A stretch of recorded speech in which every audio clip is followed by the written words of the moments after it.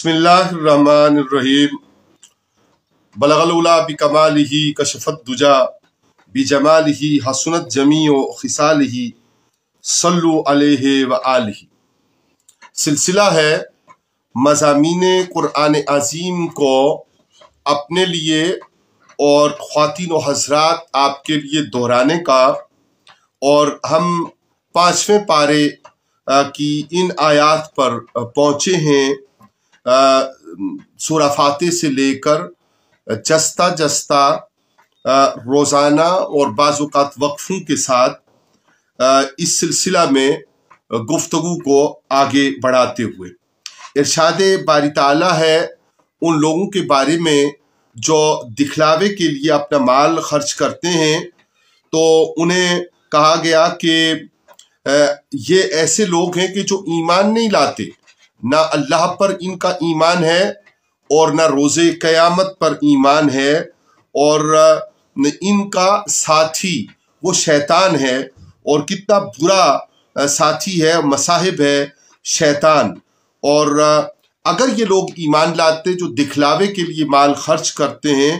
तो ये अल्लाह और उसके क़यामत के दिन पर ईमान लाने की सूरत में उसकी राह में खालिस होकर खर्च करते। और फिर अल्लाह ताला ने फरमाया अपने पाक कलाम में कि अल्लाह ताला ज़र्रा भर किसी पर जुल्म नहीं फरमाता।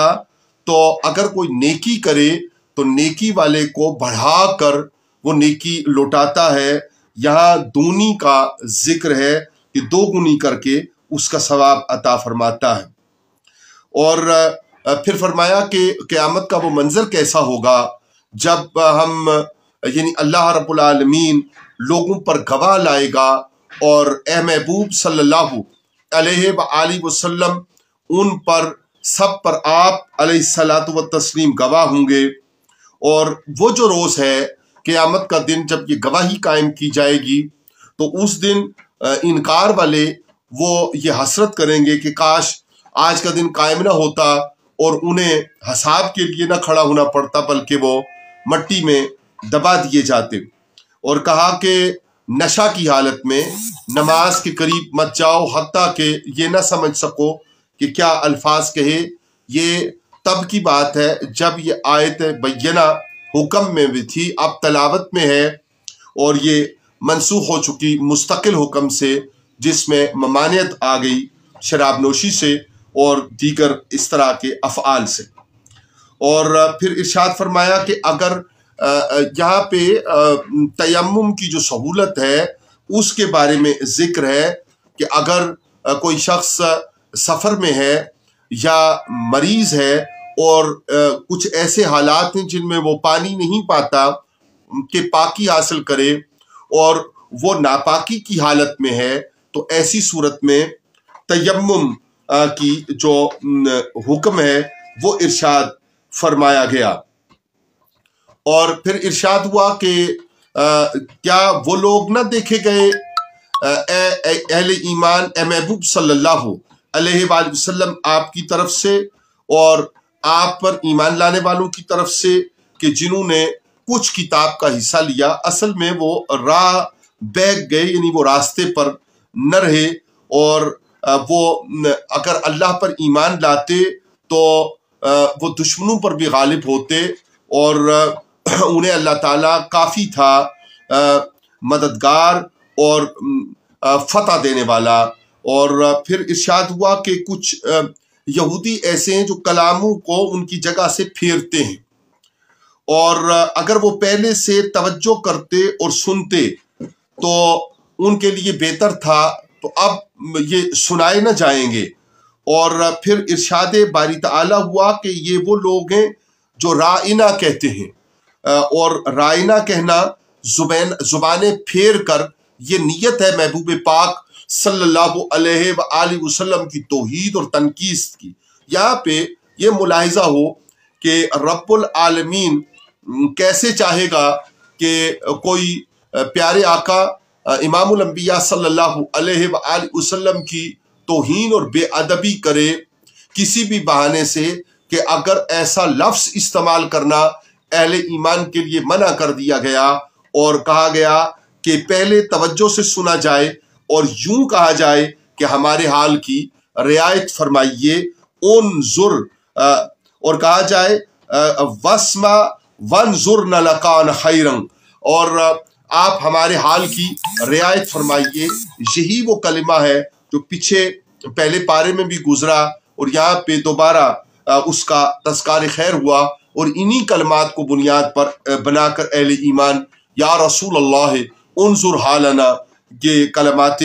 خیر ان کی زبان سے وارد ہوتے ہیں، اور وہ اتباع ہے در حقیقت پہلے پارے کی آیت جس کا ترجمہ گزر چکا اور مفہوم گزر چکا، اور اب یہ مضمون جو یہاں پہ بیان کیا جا رہا ہے اس سے مقصود اور مطلوب یہی ہے۔ اور ایسے لوگ جو محبوب پاک صلی اللہ علیہ وآلہ وسلم کے لیے اس طرح کی زبان، الفاظ اور زبان کا ٹیڑھا پن استعمال کرتے ہیں، ان کے لیے اللہ تعالیٰ نے لعنت کا تذکرہ کیا کہ وہ لعنتی ہیں، وہ لعنت کیے گئے ہیں، اور کہا کہ جو ایمان لائیں تو وہ اس کتاب پر اور جو اس کتاب کے علاوہ کتب نازل ہوئیں، صحائف نازل ہوئے، جو احکامات نازل ہوئے، ان سب پر ایمان لائیں اور تصدیق کریں اس سب کی جو اتارا گیا رب العالمین کی طرف سے، اور لعنتیوں کے کام نہ کریں جس طرح ہفتے والے دن والوں نے یہ کام کیے۔ اور اس ہفتے والے دن سے مراد یہ پوری اس کے اوپر مضامین گزر چکے، اور یہ طول کلام سے بچنے کے لیے اس وقت ہم آگے بڑھتے ہیں، اور ارشاد باری تعالیٰ ہوا کہ اللہ اسے نہیں بخشے گا جو کفر کرے، شرک کرے، اور اس سے نیچے جو کچھ بھی ہے وہ اللہ تعالیٰ بخشنا چاہے تو وہ قادر مطلق بخشنہار بخش دیتا ہے۔ اور کہا کہ یہ ایسے لوگوں کو دیکھیں جو جھوٹ باندھتے ہیں اللہ تعالیٰ پر، اور یہ سری گناہ کماتے ہیں، اور کتاب کے اوپر وہ ایسی بات کرتے ہیں کہ جو نازل نہ کی گئی۔ اور کیا ایسا ہو سکتا ہے کہ کسی کو کتاب کا ایک حصہ ملے، اور ایسے لوگ جو شیطان کی راہ چلتے ہیں یہ بتوں پر ایمان لاتے ہیں اور کتاب پر اور باری تعالیٰ کے کلام پر ایمان نہیں لاتے۔ پھر ارشاد ہوا کہ یہ وہ لوگ جو جن پر اللہ نے لعنت کی، تو یہ لعنتی ان کا کوئی یارہ نہیں، ان کا کوئی مددگار نہیں ہے، اور ملک میں بھی ان کا کچھ حصہ نہیں ہے۔ اگر ایسا ہو تو ایسے لوگ تل دھرنے کے لیے بھی جگہ نہ دیں اور لوگوں سے حسد کرتے ہیں اس پر جو اللہ نے اپنے فضل سے انہیں دیا۔ اور پھر ابراہیم علی نبینا الکریم علیہ الصلاۃ والتسلیم اور کتاب اللہ اور حکمت اور ملک اور عظیم مرتبہ اس کا تذکرہ ہوا، اور کہا کہ جو ان سے منہ پھیرتا ہے تو وہ بھڑکتی آگ ہے دوزخ کی، اس میں لوٹنے والا ہے، اور جو اللہ تعالیٰ کی آیتوں سے انکار کرتا ہے اس کے لیے بھی سخت وعید سنائی گئی۔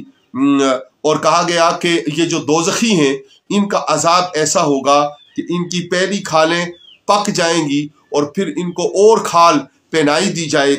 جائے گی، اور یہ سلسلہ تواتر کے ساتھ جاری رہے گا، اور یوں ہی ان کو عذاب دیا جائے گا آگ کا اور جہنم کا اور دوزخ کا۔ اور جو ایمان لائیں اور اچھے کام کیے کریں ان کے لیے ارشاد ہوا کہ جنتیں ہیں، نہریں بہتی ہیں، اور ان کے لیے وہاں پاکیزہ ستھری بیویاں ہیں، اور وہاں انہیں داخل کیا جائے گا جہاں پہ سایہ ہوگا۔ یعنی اللہ تعالیٰ نے اپنی رحمت، اپنے کرم، اپنے فضل، اپنے احسان، اپنے انعامات کا ذکر کیا، اور فرمایا کہ ایمانتوں کے بارے میں اللہ تعالیٰ حکم دیتا ہے کہ ان کو لوٹایا جائے اور جن کی ایمانتیں ہوں ان تک پہنچائی جائیں۔ عدل کے بارے میں قرآن عظیم نے خاص طور پر حکم دیا اور کہا کہ لوگوں میں جب فیصلہ کرو تو انصاف کے ساتھ فیصلہ کرو۔ تو یہاں پہ جو عدالتی نظام ہے اور جو عدالتی نظام کے ہٹ کے بھی جہاں معاشرت میں کسی گھریلو یونٹ میں یا خاندانی طور پر یا معاشرے میں کہیں کوئی اگر غور و خوض ہوتا ہے، کوئی جرگہ مارگا ہوتا ہے، تو اس میں عدل و انصاف کا دامن پکڑے رہنے کا حکم قرآن عظیم نے دیا، اور اس حکم کی خلاف ورزی خواہ وہ نجی طور پر ہو یا عدالتی اعتبار سے ہو وہ خلاف ورزی ہے، اور اس کے لیے قرآن عظیم نے پابند کیا ہے، اور کلمہ طیبہ لا الہ الا اللہ محمد الرسول اللہ پڑھنے والا اور اسلام میں داخل ہونے والا اس کے اوپر لازم ہے کہ وہ ان امور کی حفاظت کرے، ان کے اوپر عمل پیرا رہے۔ اور آیت بینہ میں ذکر ہوا کہ ایمان جو لاتے ہیں انہیں حکم اللہ کا ماننا ہے اور رسول کا ماننا ہے صلی اللہ علیہ وآلہ وسلم، اور جو تحت قدرت الہیہ اور رسالت مآب صلی اللہ علیہ وآلہ وسلم کے نظام مصطفیٰ کریم صلی اللہ علیہ وآلہ وسلم کے مطابق حکمران ہوں، ان کا حکم ماننا، اور اگر کوئی جھگڑا پیدا ہو تو اسے اللہ رسول کی طرف رجوع لانا، اور وہ لوگ جو ایمان لاتے ہیں آخرت کے یوم قیامت پہ، تو ان کا انجام اچھا ہے، اور اس لیے کہ وہ انصاف قائم کرتے ہیں، وہ عدل قائم کرتے ہیں۔ اور اچھا یہاں پہ اس بات کی ضرورت ہے ایک مسلمان کو، ایک قاری قرآن کو، کہ وہ اپنی طبیعت کے مطابق یہ طے نہ کرے کہ کیا عدل ہے اور کیا عدل نہیں ہے، کیا انصاف ہے اور کیا انصاف نہیں ہے۔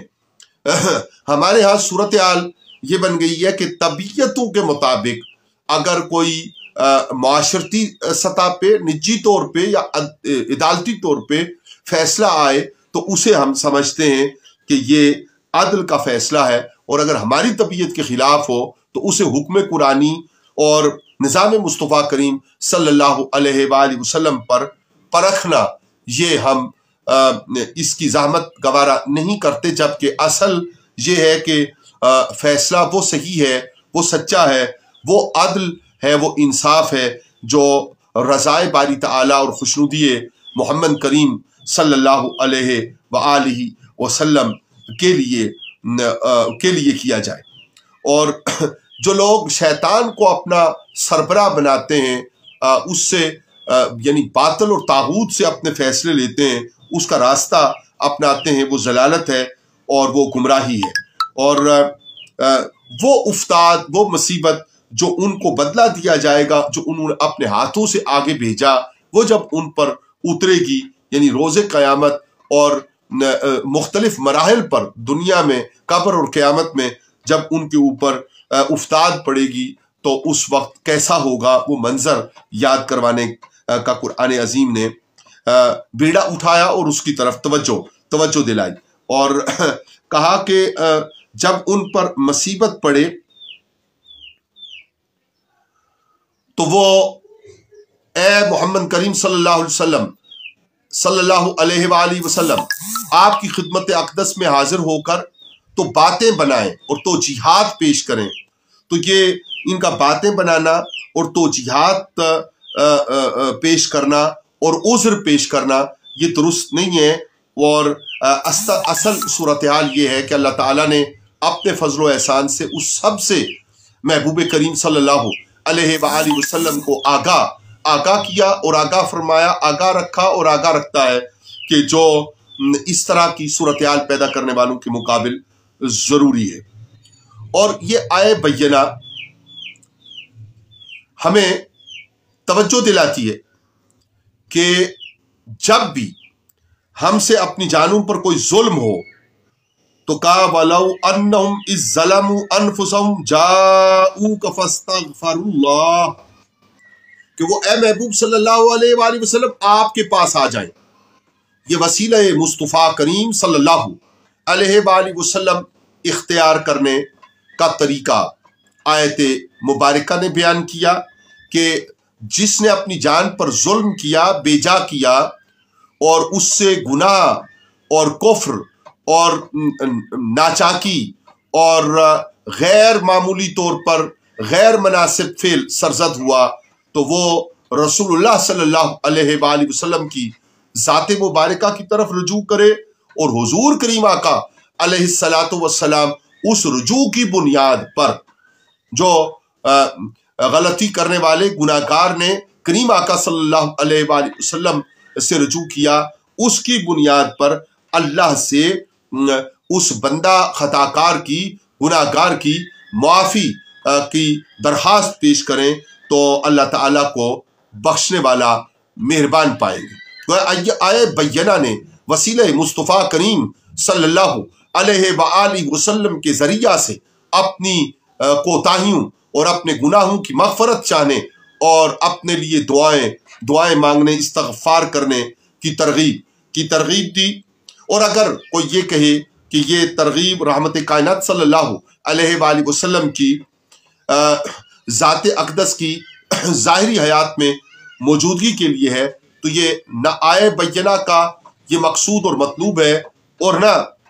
یہ درست اس کی توجیہ اور تشریح ہوگی۔ آیت مستقل ہے اور رسول اللہ صلی اللہ علیہ وآلہ وسلم کو اللہ کریم نے جو محبوبیت کا درجہ دیا ہے اور جو حیات جاودانی عطا فرمائی ہے اس کا تقاضا یہ ہے کہ رحمت للعالمین آقا، اور جب ہم وما ارسلناک الا رحمت للعالمین پہ گفتگو کریں گے اور ان مضامین کی باری آئے گی تو یہ بات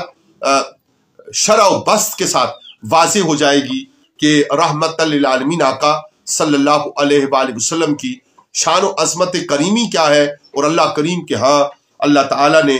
پیارے محبوب پاک صلی اللہ علیہ وآلہ وسلم کو کیا درجہ عالی عطا کیا ہے کہ آپ صلی اللہ علیہ وآلہ وسلم جس کے لیے مغفرت مانگیں، دعا کریں، اس پر کتنا کرم، فضل اور عنایات ہوتی ہیں۔ اور پھر ارشاد ہوا ساتھ ہی کہ قسم ہے رب کی، کلام اللہ شریف نے قسم یاد کی کہ جو لوگ آپس کے جھگڑوں میں آپ کو صلی اللہ علیہ وآلہ وسلم اپنا حاکم نہ مانے اور دل و جان سے آپ صلی اللہ علیہ وآلہ وسلم کی محبت اور پیروی کو اپنے لیے لازم نہ جانے تو وہ ان کے دل ان میں آپ صلی اللہ علیہ وآلہ وسلم کے حکم پر اور آپ کی محبت سے رکاوٹ پائیں تو ہم اگر ان کے لیے یہ فرض کر دیں کہ وہ اپنے آپ کو قتل کر ڈالیں تو ان پر لازم ہے کہ وہ ہر صورت کریم آقا صلی اللہ علیہ وآلہ وسلم کی اطاعت بجا لائیں، اور اطاعت بجا لانے میں جو اطاعت بجا لاتا ہے اور محبت رسول صلی اللہ علیہ وآلہ وسلم میں اپنی طبیعتوں کو اتباع میں آگے سمجھتا ہے اور بڑھ کر اتباع کرنا اپنے لیے لازم قرار دیتا ہے اور ایمان کی قوت اور طاقت سمجھتا ہے تو یہی بہترین خو ہے اور بہترین طریقہ ہے اور اسی کو سیدھی راہ ملتی ہے اور وہی ثواب پانے والوں میں اور نجات پانے والوں میں ہوتا ہے۔ اور جو اللہ تعالیٰ کے فضل والے ہیں اللہ تعالیٰ اطاعتشاروں کو ان کا ساتھ عطا فرماتا ہے، وہ انعام یافتہ ہیں، وہ انبیاء ہیں، وہ صدیقین ہیں، وہ شہداء ہیں، وہ صالحین ہیں، یعنی نیک بابیں ہیں، اور نیک بابوں کی جو سنگت ہے یہ نصیب ہونا یہ نتیجہ ہے ایمان کامل کا اور محبت رسول صلی اللہ علیہ وآلہ وسلم کا۔ اور یہ لوگ جو انبیاء ہیں اور جو صدیقین ہیں، شہداء ہیں اور صالحین ہیں، یہ کتنا بہترین ساتھ ہے، یہ قرآن عظیم نے اس کا بیان ارشاد فرمایا اور کہا کہ یہ اللہ کا فضل ہے، اور فضل جن کو ملتا ہے اللہ تعالیٰ ان پر بڑی عنایات اور انعامات فرماتا ہے۔ اور اگر آپ لوگ جب بحالت جہاد ہو اور اس وقت اگر آپ گروہ بن کر نکلو اور ان کے ساتھ جو دشمن ہیں اللہ اور اس کے رسول کے ان کے ساتھ نمٹو تو یہ بہتر طریقہ ہے۔ اور جب تمہیں اللہ کی طرف سے کوئی ایسی بات پہنچے جس کو اپنے لیے مناسب نہ سمجھتے ہو تو اسے جو پیچھے رہ جانے والے اور اہل نفاق ہیں وہ تان کی شکل میں استعمال کریں، اور خوبی ملے تو کہیں کہ ہم ساتھ ہوتے تو کیا ہی اچھا تھا، اور اپنے رویے اور اپنی زبانیں اور اپنے کلام بدلیں، تو یہ درست رویہ نہیں ہے، اہل نفاق کا رویہ ہے۔ اور جو لوگ دنیا کی زندگی بیچ کر آخرت کو مول لیتے ہیں اور اللہ کی راہ میں لڑتے ہیں کہ اگر وہ مارے بھی جائیں تو ان کے لیے بڑا ثواب ہے اور وہی عنقریب غالب آنے والے ہیں۔ اور اللہ تعالیٰ نے اتنے فضل عطا فرمائے تو پھر کیا سوال پیدا ہوتا ہے کہ اس کی راہ میں لڑا نہ جائے، اور کمزور مردوں اور عورتوں اور بچوں کے واسطے جو یہ دعائیں مانگتے ہیں کسی کریا میں کہ اللہ تعالیٰ اپنی مدد بھیجے اور کوئی ایسا ہو جو ان کا مددگار ہو کر ان کے لیے ان کو نجات دے ظلم، ناانصافی اور جبر سے، تو ایسے ایمان والوں کا اور اس کی راہ میں لڑنے والوں کی خوبیاں بیان ہوئی، اور کفر اور شیطان کی مذمت کی گئی، اور کہا گیا کہ نماز قائم کی جائے، زکوٰۃ دی جائے، اور پھر جب جہاد فرض ہو تو اس وقت ان لوگوں کا رویہ نہ ہو جو بعض کہتے ہیں کہ ہم لڑنے سے ڈرتے ہیں اور یہ کہہ دیتے ہیں کہ ہم پر جہاد کیوں فرض ہوا۔ تو پتہ یہ چلا کہ جہاد ایمان لانے، نماز روزہ کرنے کے بعد افضل ترین طریقہ کار ہے، اور جو جہاد پر متعین ہیں اللہ رب العالمین کے فضل و احسان اور شریعت مطہرہ کے عین مطابق، قانون قرآن و حدیث کے مطابق، وہ بڑے لوگ ہیں، اور ان کو عظمت اور بڑائی اللہ تعالیٰ نے اپنے کلام کے ذریعہ عطا فرمائی ہے۔ اور پھر ارشاد یہ بھی ہوا کہ کوئی کہیں بھی ہو، اسے موت نے آ کے رہنا ہے، خواہ وہ قلعوں میں قلعہ بند ہو کر اور برجوں کے پیچھے چھپ کر رہے، تو اس لیے بھلائی پہنچنی ہو تو اسے کوئی روک نہیں سکتا، برائی پہنچنی ہو تو اسے کوئی روک نہیں سکتا۔ تو بات سمجھنے کی ضرورت ہے، اور ضرورت ہے کہ وہ بھلائی کی طرف آئیں اور برائی کی طرف نہ جائیں۔ اور فرمایا کہ اے محبوب، ہم نے تمہیں سب لوگوں کے لیے رسول بھیجا، اور اللہ کافی ہے گواہ، اپنی گواہی قائم کرنے کو آپ صلی اللہ علیہ وآلہ وسلم کی رسالت پر اس کا اظہار آیت میں کیا گیا، اور فرمایا کہ جس نے رسول صلی اللہ علیہ وآلہ وسلم کا حکم مانا، بے شک اس نے اللہ کا حکم مانا۔ اور پھر جب یہ لوگ جو آپ صلی اللہ علیہ وآلہ وسلم کی بارگاہ میں یا آپ صلی اللہ علیہ وآلہ وسلم کی تعلیمات میں ہوتے ہیں، تو اس وقت بظاہر اطاعت اختیار کرتے ہیں، دور چلے جاتے ہیں تو اپنے منصوبے گھڑتے ہیں، تو ان سے چشم پوشی کی جائے، اور اللہ تعالیٰ کافی ہے کام بنانے کے لیے، اور وہ تو ضرور غیر خدا سے اگر ہوتا حکم جس کا بیان ہو رہا ہے تو پھر اس میں اختلاف پایا جا سکتا تھا، لیکن چونکہ یہ حکم اللہ اور اس کے رسول صلی اللہ علیہ وآلہ وسلم کی طرف سے ہے تو لہٰذا اس کی اطاعت ہی لازم ہے۔ اور اے محبوب صلی اللہ علیہ وسلم، اللہ کی راہ میں لڑو، تم تکلیف نہ دیے جاؤ گے مگر اپنے دم کی، اور مسلمانوں کو آمادہ کرو، قریب ہے کہ اللہ کافروں کی سختی روک دے، اور اللہ کی آنچ سب سے سخت تر ہے اور اس کا عذاب سب سے کرا۔ تو ترغیب دلائی گئی کہ حق کے لیے کھڑا ہوا جائے اور باطل کی نفی کے لیے کوشاں رہا جائے، اسی کی بندگی کی طرف بلایا جا رہا ہے کہ وحدہ لا شریک کی بندگی کی جائے اور منافقین کا راستہ ترک کیا جائے۔ اور فرمایا کہ وہ بہت سے لوگ جو کافر ہوئے تو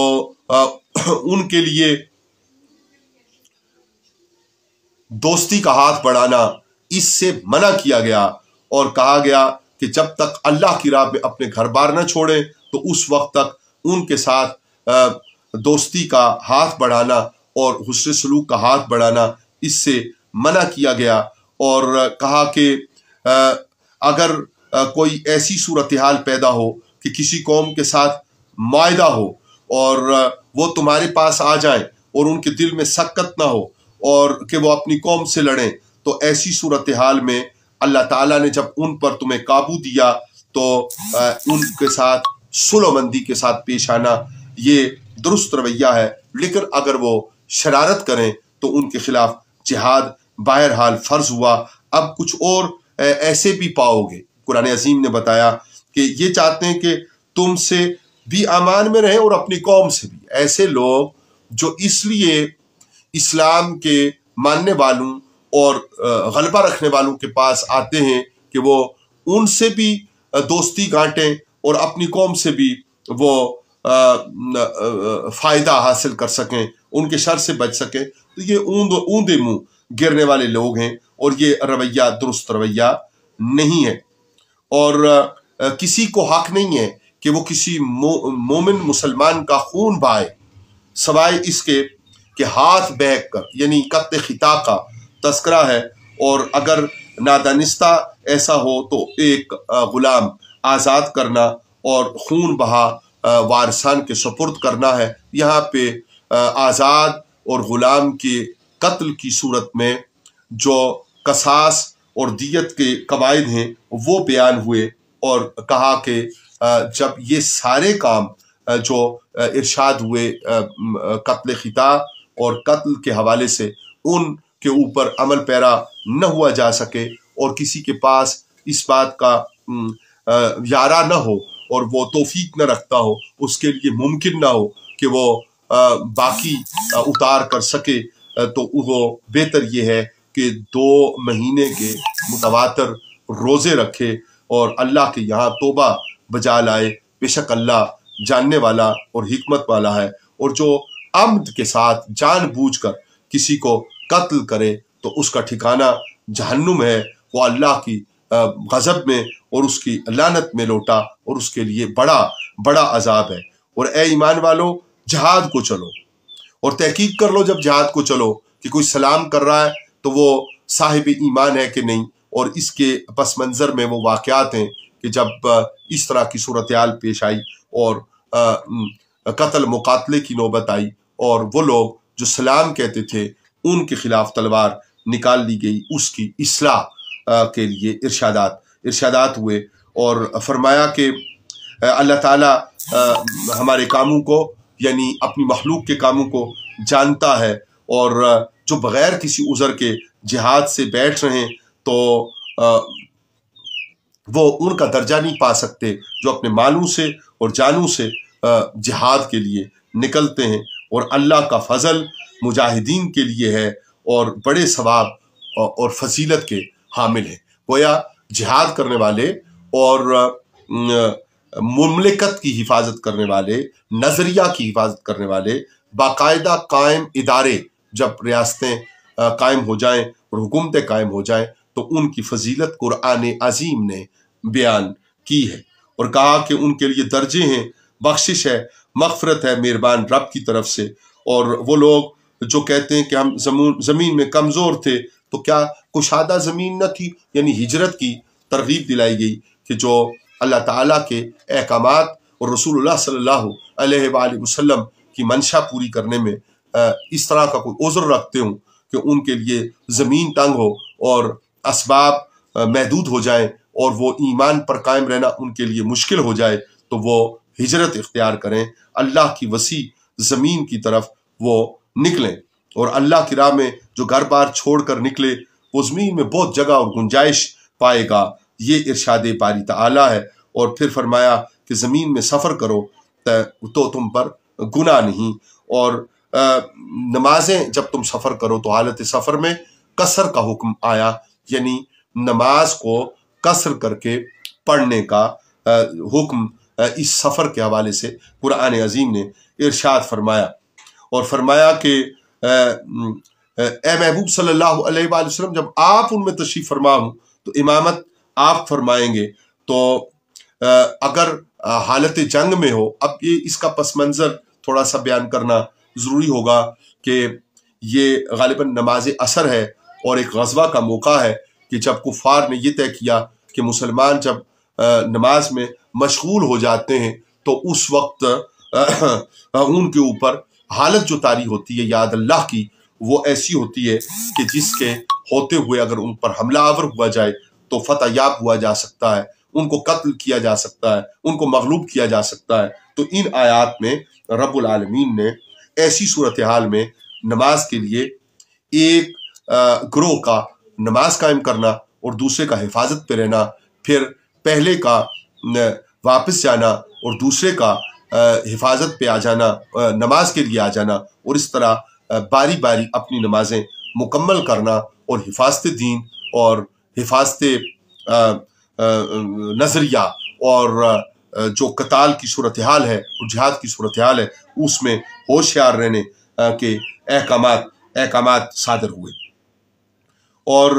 پھر ارشاد ہوا کہ جو برائی کمائے اس کے اپنی جان کے لیے ہے، اور بھلائی کمائے تو وہ اس کے لیے ہے، اور بہتان باندھنا، کسی پر ایسا الزام عائد کرنا جو اس میں موجود نہ ہو، یہ بہت بڑے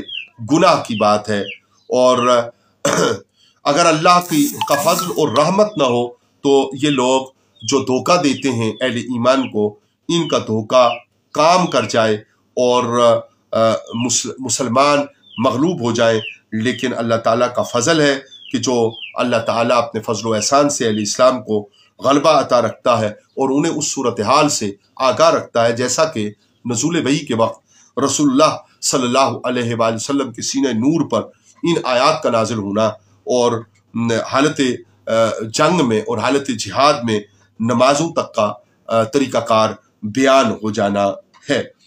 اور پھر ارشاد باری تعالیٰ ہوا کہ اللہ تعالیٰ، پھر ارشاد باری تعالیٰ، پیچھے بھی یہ آیات گزری کہ اللہ تعالیٰ شرک کو نہیں بخشتا، اور جو شرک کرے وہ دور کی گمراہی میں پڑا ہوا ہے۔ اور شرک وہ ہے کہ وہ اللہ کے سوا پوجیں، اور کچھ عورتیں انہیں پوجیں اور کچھ شیاطین کو پوجیں۔ یہ انداز قطعی طور پر ناقابل معافی اور ناقابل تدارک ہے، اور چاہیے کہ شرک ترک کر کے توحید باری تعالیٰ پر اور کلمہ طیبہ لا الہ الا اللہ محمد الرسول اللہ پر مکمل ایمان لایا جائے۔ اور شیطان تو برائی کا حکم دیتا ہے کہ کان چیریں جانوروں کے، اور شیطان کو اپنا ہمسر اور ہم نوا سمجھیں، اور وہ تو فریب دیتا ہے اور امید دلاتا ہے اور دھوکہ دیتا ہے، یہاں تک کہ انسان جہنم تک جا پہنچتا ہے۔ اور وہ لوگ جو البتہ ایمان لائیں اور اچھے کام کریں، پھر اس بات کو دہرایا کہ ان کے لیے جنتیں ہیں اور انعامات ہیں۔ اور یہ ابراہیم علیہ السلام کا تذکرہ پھر آتا ہے کہ وہ نیکی والے تھے اور اتباع والے، اور ہر باطل سے جدا، اور بیچ کی اللہ کی طرف راہ لینے والے۔ اور ان کے اس کردار کی وجہ سے کہا کہ ہم نے انہیں ابراہیم علیہ السلام کو اپنا خلیل بنا لیا، یعنی گہرا دوست بنا لیا۔ اور جو کچھ زمین و آسمان میں ہے وہ اللہ وحدہ لا شریک کا ہے۔ اور بچوں اور یتیموں کے بارے میں انصاف پر قائم رہنے کی نصیحت اور ہدایات ارشاد فرمائی گئیں، اور کہا گیا کہ جہاں تک تعدد ازدواج کا تعلق ہے تو ان کو ایک جیسا رکھنا تمہارے لیے ممکن نہیں ہے۔ تم جتنا بھی کوشش کرو، ایک طرف تمہارا میلان طبع ہونا یہ قدرتی امر ہے، لیکن ایسی صورتحال میں جو پرہیزگاری اور نیکی کی کوشش کرتے ہیں ان کے لیے اللہ تعالیٰ کی طرف سے معافی اور بخشش اور کشائش اور مہربانیوں اور فضل اور احسان کا اظہار ہے۔ اور کہا گیا کہ جو پہلے کتاب دیے گئے تھے انہیں بھی حکم تھا کہ وہ اللہ سے ڈرتے اور کفر نہ کرتے، اور جو کچھ آسمان اور زمین میں ہے وہ سب اس کی ملکیت اور وہ بے نیاز ہے۔ اور زمین و آسمان کی من جملہ امور جو ہیں ان کے لیے اللہ تعالیٰ کافی ہے کہ وہ انسانوں کی مدد فرمائے، اور وہ مدد کا راستہ وہ رسول رحمت صلی اللہ علیہ وآلہ وسلم کو اور آقا کرم صلی اللہ علیہ وآلہ وسلم کے غلاموں کو اور ماننے والوں کو اور صدیقین، شہداء، صالحین کو عطا فرمائے، اور انہیں دوسروں کی پیروی کے لیے راہ ہدایت اور راہ نجات کا نشان منزل اور چراغ منزل ٹھہرائے۔ اور پھر کہا، اے ایمان والو، اللہ اور اس کے رسول پر اور کتاب پر، اور جو رسول صلی اللہ علیہ وسلم پر اتری اس کتاب پر، جو پہلے اتری کتابیں ان سب پر ایمان لانا یہ ضروری ہے، اور فرشتوں اور کتابوں اور رسولوں اور قیامت کو۔ تو جو یہ نہ مانے وہ بہت بڑی گمراہی میں ہے اور دور گمراہی میں ہے۔ اور ارشاد ہوا کہ بے شک اللہ تم پر کتاب میں اتار چکا کہ تم اللہ کی آیت کو سنو، کہ ان کا انکار کیا جاتا ہے، ان کی ہنسی بنائی جاتی ہے، تو ان لوگوں کے ساتھ نہ بیٹھو۔ تو جو ٹھٹھا اور مذاق دین کا کرتے ہیں اور آیات بینات میں سے فتنہ اور فساد پیدا کرتے ہیں اور ان کا ٹھٹھا اور مذاق بناتے ہیں اور دل آزاری کرتے ہیں، گویا احکامات खुदाबंदी और इत्तबा रसूल सल्लल्लाहु अलैहि वसल्लम करने वाले अहले ईमान की, तो उनके साथ बैठने से मना कर दिया गया और कहा गया कि मुनाफिक उनकी जो जब वो नमाज के लिए खड़े होते हैं तो वो जी लगते हुए नहीं महसूस होते, बल्कि वो उचाट जी के साथ नमाज में खड़े होते हैं। और फिर इरशाद हुआ काफिरों को दोस्त ईमान वालों को नहीं बनाना, और मुनाफिकों के बारे में इरशाद हुआ कि वो जहन्नुम के सबसे निचले तबके में होंगे, और अनकरीब अल्लाह ताला अहले इस्लाम को, मुसलमानों को बड़ा सवाब देगा, और वो बड़ा सिला देने वाला है। शुक्र करने वाले और इत्तबा करने वालों के लिए छठा पारा आगाज होता है और इन अल्फाज के साथ होता है, अल्लाह पसंद नहीं करता बुरी बात के ऐलान करने को। यानी जो माशरे में ये चलन है कि हर दूसरा शख्स अगर इस बात में खुद को मुब्तला देखे और समझे कि वो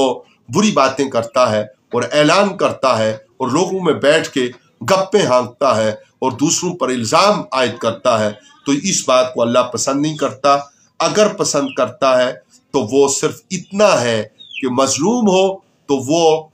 इंसाफ चाहने के लिए अगर कोई रास्ता इख्तियार करे तो ये इसकी उसे इजाज़त है। छठे पारे के इन मज़ामीन पे बात जारी रहती है। अल्लाह रब्बुल आलमीन के हुजूर इल्तिजा व दुआ के मालिक करम अपने फजल व एहसान से हमें कुरान मजीद, फुरकान हमीद के मज़ामीन को समझने और उन पर अमल पैरा रहने की तौफीक खैर अता फरमाए। हमारे जुमला मरहूमीन को इस सब का अज्र व सवाब अता फरमाए। हमारी ज़िंदगियाँ संवर जाएं और आने वाले नस्लों को खैर और नूर अता हो, और किताबुल्लाह की हदायत की रोशनी में हम मुस्तफ़वी माशरे के क़याम निज़ाम मुस्तफ़ा करीम सल्लल्लाहु अलैहि वसल्लम के नफाज के लिए तमाम तरजीहतें और रुझानात छोड़कर तो उस रुझान पर आ जाएं जो मकसूद कायनात और जो मतलूब बारी ताला है। वस्सलामु अलैकुम व रहमतुल्लाहि व बरकातहू।